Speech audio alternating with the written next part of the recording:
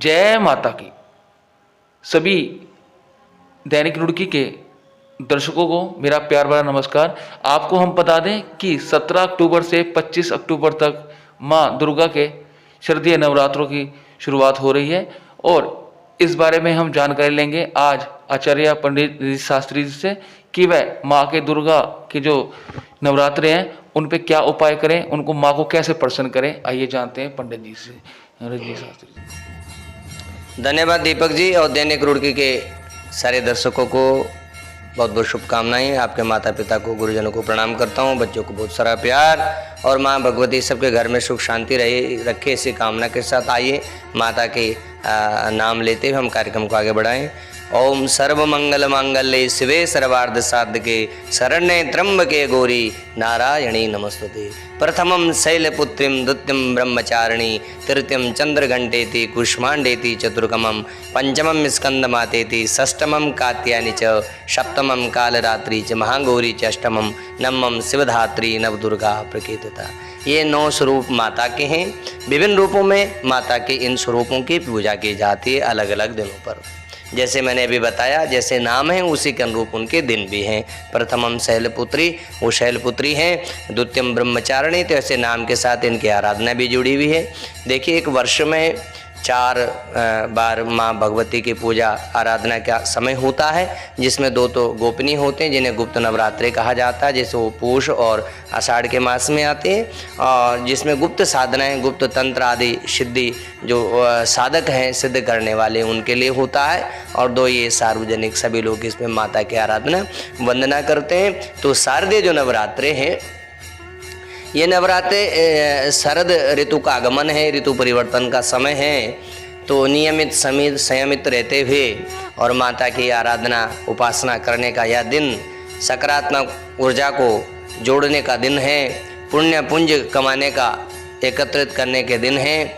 इन दिनों में अपने मन के जो भी व्यसन हैं, राग हैं, द्वेष हैं, अहंकार हैं, कोई भी मन में इस प्रकार की अनगल सोच है, निंदा है, तो उन सबको दूर करने का यह समय है। इसमें साधक उन सारी सकारात्मक ऊर्जाओं को, उस पुण्य पुंज को एकत्रित करता है और माँ का यह जो आराधन बंधन का दिन है, इस बार निरंतर बहुत से सिद्ध योगों में आए हुए हैं। और जैसे कि हर बार श्राद्ध पूरे होने पर तो ये नवरात्रे आते थे, लेकिन इस बार 1 महीने का गैप भी रहा, बीच में पुरुषोत्तम मास रहा, तो अब अलग अलग दिनों पर नवरात्रे पूर्ण है, किसी प्रकार का कोई व्यवधान नहीं है। अलग अलग दिनों पर 24 तारीख में जो है अष्टमी का पर्व रहेगा और 25 तारीख में नवमी और 10वीं रहेंगे। तो माँ की आप आराधना करें, माता की आप पूजा आराधना करें। सुबह प्रातःकाल उठ करके माता को सुंदर आसन में विराजमान करें, अपने अलग अलग रूपों में उनकी पूजा करें। जैसे भी आपको पूजा आती है, माँ दुर्गा चालीसा है, माँ के बीज मंत्र हैं, ओम ऐं ह्रीं क्लीं चामुंडाई विच्चे, ओम दुर्गाय नमः, ओम भगवती नमः। तो अखिल ब्रह्मांड नायिका माँ दुर्गा भगवती, 3 स्वरूपों में इनकी पूजा अलग अलग रूपों से होती है, माँ लक्ष्मी, माँ सरस्वती और माँ दुर्गा। तो इनमें आप आराधना बंधन कर सकते हैं, अपने हृदय के समस्त राग द्वेषों को दूर करते हुए माता का स्नान पंचामृत से माता को नैवेद्य फूल फल आदि अर्पण करते हुए। और जब भी आप अच्छा कार्य करते हैं जीवन में, मुझे लगता है आपका आत्मविश्वास लौटता है, आपका आत्मबल बढ़ता है। पूजा पाठ की जो पद्धति है, माता की चंडी पाठ है, अर्गला है, कवच है, तो अनेक रूपों में माता की स्तुति की बताई गई है। तो जो भी लोग इस प्रकार से करते हैं, मैं समझता हूँ निश्चित रूप से उनका जीवन धन्य हो जाया करता है। गुरु जी, एक छोटी जानकारी और लेंगे कि आप हमारे दर्शकों को बताइए कि जिस तरह से नवरात्र शुरू होते हैं, कोई पहला नवरात्र रखता है 2 का जोड़ा, कोई लास्ट रखता है 2 का जोड़ा, तो इसका क्या अर्थ है, क्यों रखता है? देखिए, निर्मल जन सो मोहि पावा, मोहि कपट छल छिद्र न भावा। निर्मल मन से, देखिए, मानसिक शांति सबसे बड़ी, संतोषम परमम धनम, संतोष मिलना एक बहुत बड़ी बात होती है। तो इसमें हमारे लोग, जो लोग अपने जीवन में व्यस्तता के कारण पूरी तरह से माता के, देखिए बहुत सारे लोग इसमें गलतियाँ भी करते हैं। नवरात्रे संस्कृत शब्द है, यानी कि 9 रातें, नवरात्रे यानी कि 9 रातें हैं माता के, 9 रातों की साधना का ये इसमें भक्ति गीत से आप माता को प्रसन्न करें। नित्य गीतादिकम चरित हो, नित्य से, गीत से, भक्ति से आप माता को प्रसन्न कर सकते हैं। नियमित रहते हुए, संयमित रहते हुए, वाणी में में भी आप संयम रखते हुए, आसन में भी आप पवित्रता रखते हुए, यानी हर चीज़ में आके त्याग और बलिदान का समय है। तो जो लोग नहीं रख पाते, अपने जीवन दिनचर्या के कारण भाग दौड़ रहती है, तो वो पूरा व्रत नहीं कर पाते हैं। तो मन में आस्था तो है लेकिन समय नहीं है, व्यस्तता है। तो जोड़े का विधान इसमें कुछ लोग ऐसा करते हैं कि एक व्रत पहले रख दिया, एक बाद में रख दिया, तो 2 जोड़ा हो जाता है। कुछ लोग स्टार्टिंग में कर लेते हैं, कुछ लोग लास्ट के 2 व्रत रख लेते हैं। मैं समझता हूँ कोई बात नहीं, जिस भी रूप में आप भजते हैं माँ हमेशा स्वीकार करती है और अपने बच्चों से हमेशा प्रसन्न रहती है, इसलिए आप कर सकते हैं जोड़े के साथ।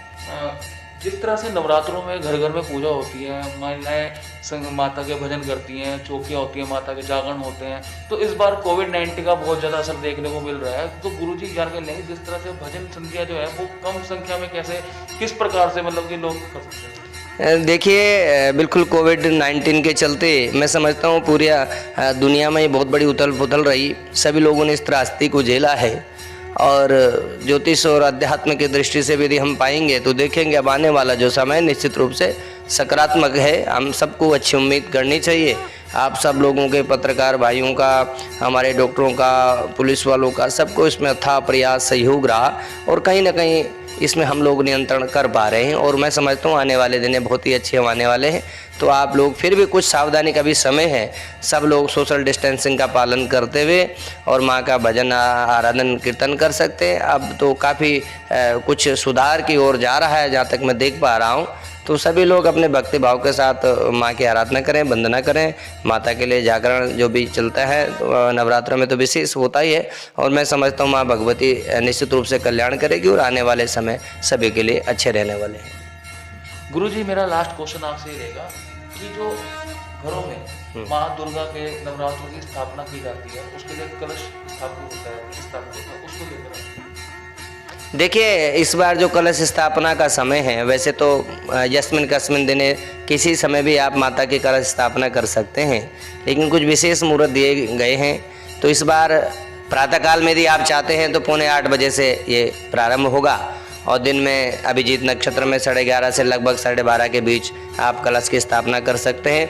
कलश को स्थापना करें, उसमें सुपारी इत्यादि, पुष्प आदि, अक्षत आदि अर्पण करें, पंच पल्लव लगाएं और कलश की स्थापना करें। नीचे जो भी जो इत्यादि बोते हैं वो लोग बो सकते हैं, ऊपर कलश स्थापना करें, माँ का उसमें ध्यान करें, किसी कन्या का हाथ लगवाएं।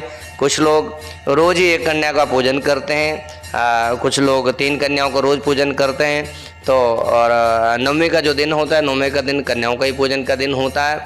हमारे भारतवर्ष में तो शक्ति पूजन के साथ ही हमारे नववर्ष का भी प्रारंभ होता है। तो ये हमारा जो भारत देश है ये विश्व पटल पर निश्चित रूप से अपनी सभ्यता, संस्कृति, धर्म को लेकर के पहचाना जाता है। तो यहाँ कन्या पूजन 9 वर्ष तक की जो कन्याएं होती हैं उनका पूजन होता है।